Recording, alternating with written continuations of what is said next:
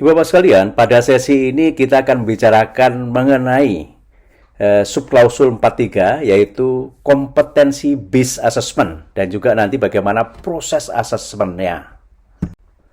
Pada buku hijau ini, kompetensi based assessment dijelaskan sebagai berikut. Mari kita baca sama-sama. The CBA is the strategy of assessing the competency of trainee or worker.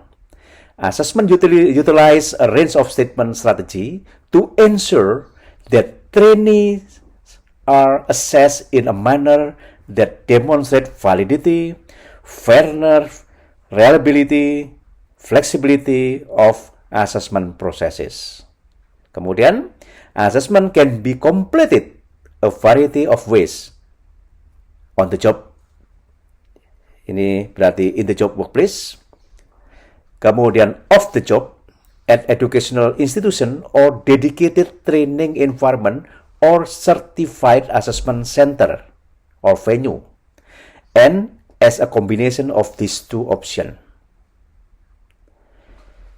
No longer is it necessary for trainees to be absent from the workplace for long period of time in order to obtain recognized and accredited qualification.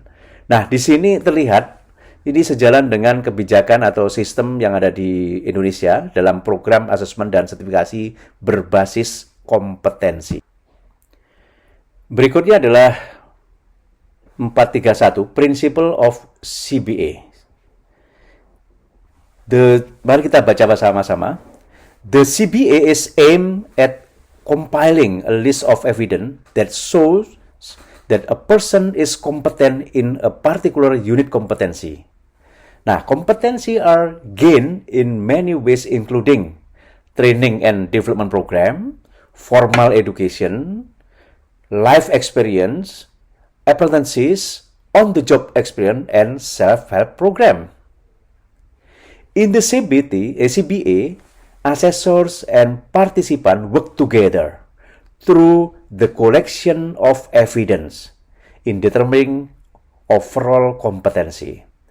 This evidence can be collected using different format supported by different people in the workplace or in the training institution and collected over a period of time.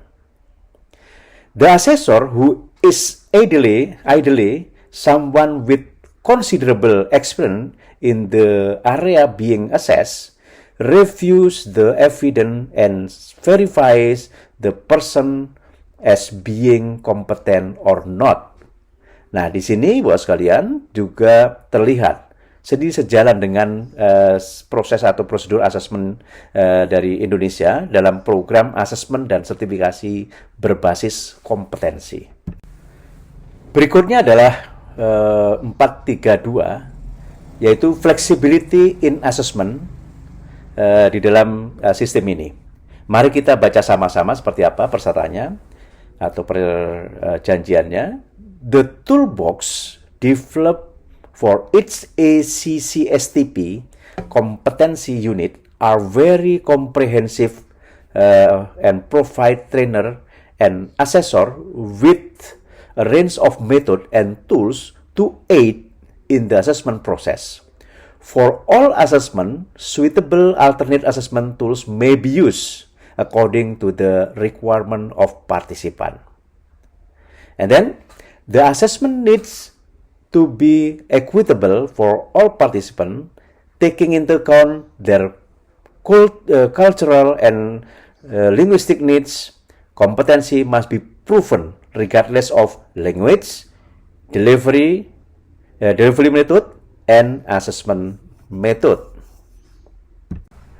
Baik, berikutnya adalah 433, assessment objektif yang ada di dalam pedoman ini. Mari kita baca sama-sama handbook ini. The assessment tools used for the ACC STP are designed to determine competency against element of competency and their associated performance criteria. The assessment tools are used to identify sufficient knowledge including underpinning knowledge, skill and attitude. And then all assessments must be completed satisfactory for participants to obtain competency for the unit submitted for assessment, and it is possible that in some cases several assessment items may be combined and assessed together. Berikutnya adalah 434 type of assessment. Mari kita baca sama-sama. A number of assessment tools can be used to determine competency, and these are suggested in the ACC/STP standard. Assessment methods can include work project, written question, oral question, third-party report, observation checklist, and etc. Instruction on how assessor should conduct this assessment method are explained in the assessment manual and toolkits. Itu ada di dalam manual dengan kode toolbox AM atau EM. Baik, berikutnya adalah subklausul 435 alternative assessment tools. Mari kita baca sama-sama. Di sini, the assessor can also use different assessment methods to measure the competency of participant. Ongoing performance at work, as verified by a supervisor or physical evidence, can count towards assessment. Additionally, the assessor can talk to customer or work colleagues to gather evidence about performance. A range of statement method to assess competency include practical demonstration at work or in simulated work condition, problem solving, portfolio of evidence, critical evidence report, journal, oral presentation, interview, videos and visual like slides, audio tapes, case study, logbook, project, role play, group project, group discussion, and examination. Nah, Ibu sekalian, berkaitan dengan prinsip tadi, tujuan fleksibilitas alternative assessment tools, nampak bahwa sistem kita Indonesia sudah pula harmonis dengan ASEAN MRA-TP ini. Maka mari dengan confidence dan gembira kita terapkan handbook dan toolbox ASEAN ini dan kita pelajari selanjutnya pada sesi berikutnya ini. Ibu sekalian, pada sesi ini kita akan membahas subklausul the process of assessment. Ibu Bapak sekalian, dalam buku hijau MRA ini dijelaskan bahwa the process of assessment ini adalah conducting assessments against the ACC/STP competence standard and the CATC qualification involve collecting evidence through various assessment methods, including observing work, interviewing, conducting oral and written tests, and practical testing, and making adjustment that the person can perform work in accordance with the competency standard. Nah, proses secara keseluruhan ini digambarkan seperti pada gambar ini. Mulai dari step 1, yaitu plan and organize. Kemudian step 2, prepare the candidate. Step 3, collect and judge evidence. Kemudian step 4, record assessment. Step 5, provide feedback and assessment on assessment. And step 6, record and report the result. Nah, di sini terlihat ini juga sejalan dengan pelaksanaan asesmen dalam SKKNI. Namun, dalam toolbox ASEAN nampaknya langkah pertama ini diharapkan EMS atau ASEAN Member State mengembangkan sesuai konteks, yakni dengan PAAP, Plan Assessment Activities and Process. Nah, Pada langkah ini digunakan identik dengan yang sudah digunakan dengan MAPA atau merencanakan aktivitas dan proses asesmen dalam sistem asesmen Indonesia sesuai dengan SKK ini. Sehingga kita ini adalah sama di dalam mengembangkan perencanaan asesmen ini. Istilah di dalam ASEAN ini adalah Plan and Organize Assessment, yang dulu kita juga menggunakan istilah ini. Baik, mari kita lihat bersama rencana asesmen yang disiapkan dalam kolom PAP 01 atau Plan Assessment Activity and Process. Pada langkah pertama, assessment approach atau pendekatan asesmen ini sama dengan persis dengan MAPA 01. Kemudian pada nomor 2, assessment plan atau menyiapkan rencana asesmen juga mirip, hanya ada improvement yang produktif dengan kolom pertama adalah unit kompetensi, di mana berbeda dengan MAPA 01 yakni KUK. Nah, kemudian diikuti dengan kolom kedua, yakni evidence, yakni bukti untuk output setiap unit kompetensi sesuai dengan judul unit kompetensi yang berupa produk, jasa, atau rekaman suatu proses kegiatan pada proses kegiatan. Pada kolom selanjutnya adalah sama dengan MAPA. Ya. Pada nomor 3 juga sama dengan MAPA 01, hanya diharapkan peluang integrasi asesmen beberapa unit kompetensi dari suatu skema dapat diskenariokan di sini.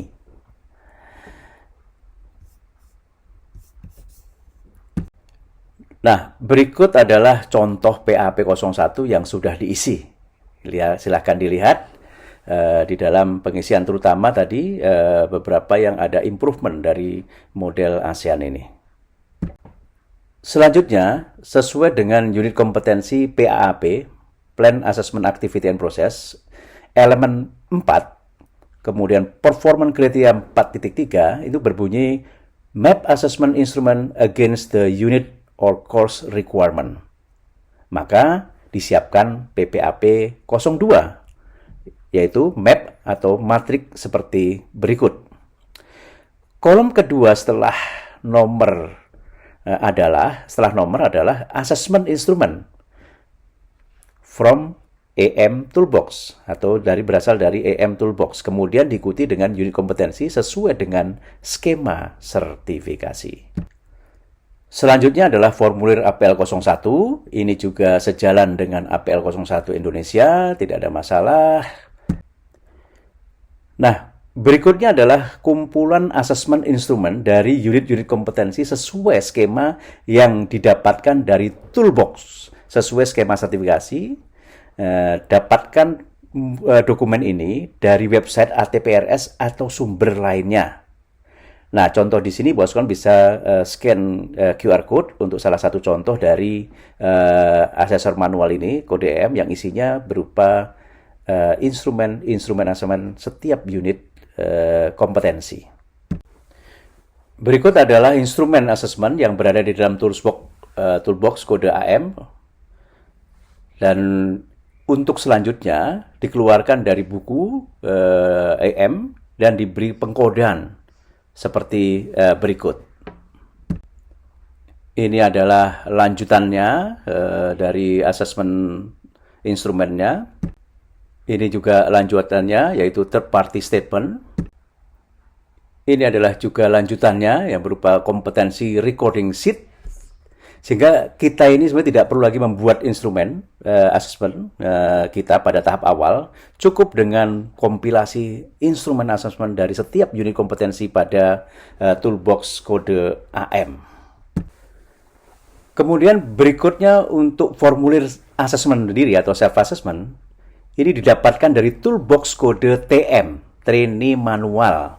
Pada halaman paling belakang, Pak Dom ya, silahkan ini contoh, di scan QR code berikut sebagai contoh untuk toolbox TM. Nah, dengan demikian kita sudah mengidentifikasi dan mendapatkan instrumen assessment untuk setiap unit kompetensi yang kita kemas dalam satu bundle seperti contoh ini, dan silakan untuk di-scan untuk mendapatkan contoh dokumennya. Sampai jumpa pada sesi berikutnya.